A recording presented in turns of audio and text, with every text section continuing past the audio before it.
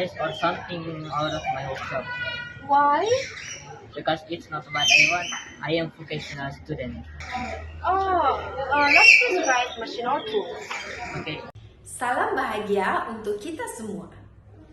Perkenalkan, saya Deliana Tonapa, guru mata pelajaran Bahasa Inggris di SMK Negeri 3 Teknologi dan Rekayasa Jayapura dan di Sekolah Tinggi Ilmu Sosial dan Ilmu Politik Silas Papare Jayapura. Saat ini saya akan membagikan video praktik baik tentang mensinkronkan pembelajaran materi bahasa Inggris, dalam hal ini teks deskripsi, dengan mata pelajaran teknik keahlian yang berdiferensiasi dan menyenangkan. Bahasa Inggris merupakan bahasa internasional yang digunakan untuk berkomunikasi di seluruh dunia. Oleh karena itu, keberadaannya sangat dibutuhkan oleh semua kalangan, terutama bagi peserta didik dalam meraih cita-cita di masa mendatang. Namun dengan melihat minat belajar peserta didik yang tidak stabil, membuat guru berpikir keras untuk membuat perubahan dalam menciptakan kegiatan pengajaran yang sesuai dengan minat belajar peserta didik yang tentunya berdiferensiasi. Ada beberapa hal yang membuat situasi proses belajar mengajar tidak berjalan seperti yang diharapkan. Pertama, kurangnya minat belajar peserta didik belajar mata pelajaran bahasa Inggris. Hal ini disebabkan karena peserta didik lebih tertarik dengan mata pelajaran program keahlian daripada mata pelajaran lainnya. Ini terlihat jelas saat mereka menjelaskan bahwa alasan mereka memilih bersekolah di SMK karena peserta didik lebih tertarik dengan mata pelajaran program keahlian, di mana pelajaran-pelajaran tersebut dengan minat dan cita-cita mereka. Kedua, peserta didik tidak tahu hubungan mata pelajaran teknik keahlian dengan mata pelajaran lainnya. Hal ini terjadi karena materi ajar lainnya tidak ada hubungannya dengan materi teknik keahlian. Ketiga, kurangnya kemampuan peserta didik dalam mengetahui mesin atau bagian dari alat bengkel dalam bahasa Inggris. Keempat, kurangnya waktu guru di dalam kelas untuk mengajarkan grammar sebagai pelengkap dalam membuat kalimat untuk mendeskripsikan sesuatu. Tantangan yang muncul saat saya menghadapi situasi pertama, fasilitas pendukung untuk mengkolaborasikan pelajaran bahasa Inggris, materi teks deskripsi, dengan pelajaran teknik keahlian masih minim. Guru bahasa Inggris belum memiliki fasilitas pendukung sesuai capaian pembelajaran teknik keahlian. Kedua, belum adanya buku pelajaran bahasa Inggris SMK yang sesuai dengan capaian pembelajaran mata pelajaran bahasa Inggris yang mengarah pada pelajaran teknik keahlian. Ketiga, belum adanya kamus bahasa Inggris teknik untuk mendukung kegiatan belajar mengajar yang mengarah pada teknik keahlian. Keempat, peserta didik mengalami kesulitan mengetahui nama alat dan bagian mesin di bengkel. Kelima, pemahaman peserta didik untuk mengembangkan ide dalam bentuk paragraf masih minim. Keenam, waktu belajar peserta didik untuk mendapatkan pelajaran tambahan berupa grammar sangat terbatas. Pihak-pihak yang terlibat dalam praktek baik ini adalah: pertama, peserta didik kelas 11 listrik 3. Kedua, guru dalam pelaksana praktik baik ini berperan sebagai pelaksana penuh, bertindak sebagai sumber belajar, fasilitator, pengelolaan pembelajaran, demonstrator, pembimbing, motivator, dan penilai. Ketiga, rekan guru teknik keahlian kelistrikan yang berperan dalam mendukung dan membantu kelancaran pelaksanaan praktek pembelajaran ini, yakni sebagai kolaborator. Langkah-langkah yang dihadapi antara lain: pertama, berkonsultasi dengan kepala sekolah mengenai praktek yang akan dilaksanakan.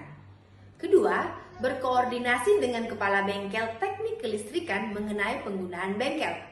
Ketiga, mempersiapkan fasilitas yang dibutuhkan seperti ruang kelas, gadget atau alat perekam video, post-it paper, alat bengkel, dan sebagainya. Keempat, bekerja sama antara peserta didik dan rekan sejawat yang membantu saat pengambilan video.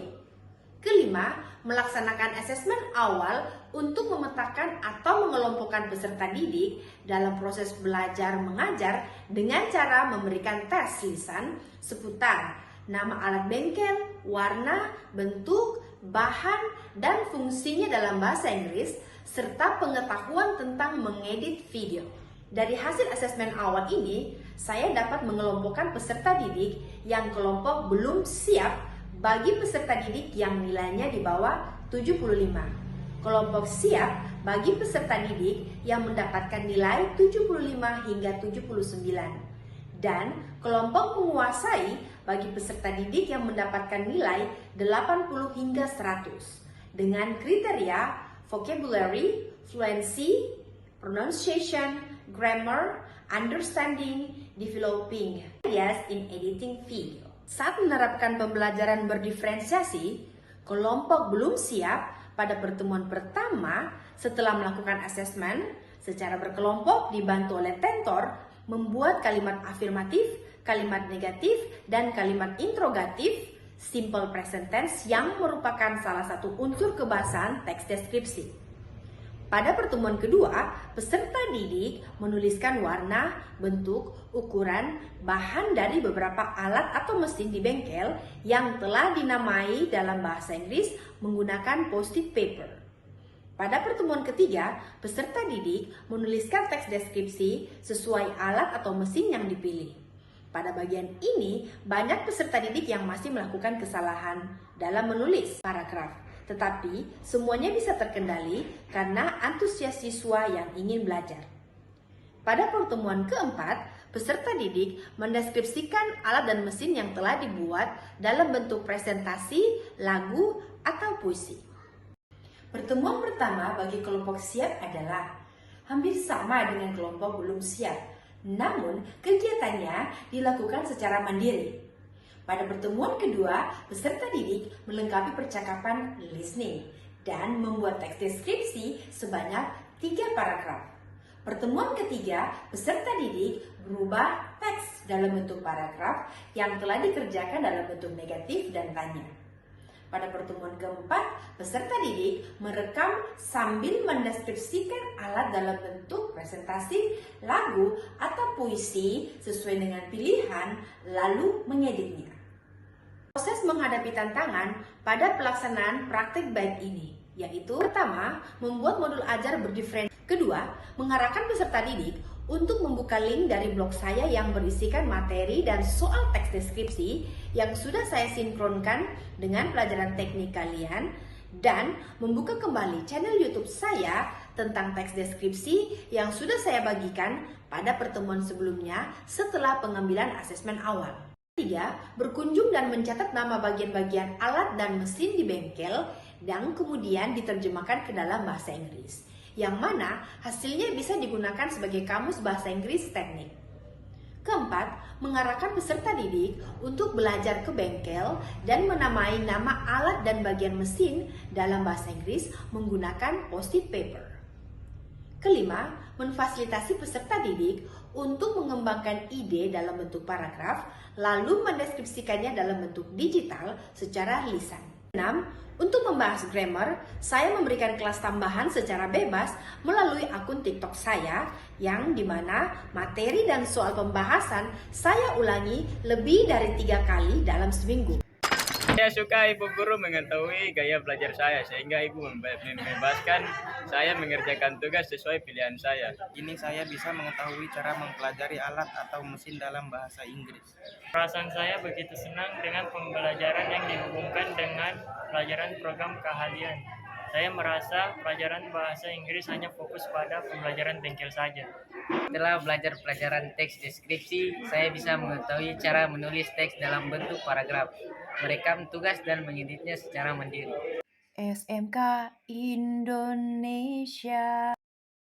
Ayo kita sinkronkan pembelajaran kita sesuai kebutuhan peserta didik dan ciptakan pembelajaran berdiferensiasi yang menarik dan menyenangkan.